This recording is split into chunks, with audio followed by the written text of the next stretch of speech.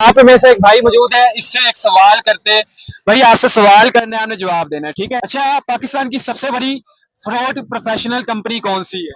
भाई प्रोफेशनल तरीके से जो फ्रॉड करने वाली कंपनी है उसका नाम है टाइम्स कंपनी। क्योंकि ये इस्लाम के उस पे लोगों से फ्रॉड कर रहे हैं।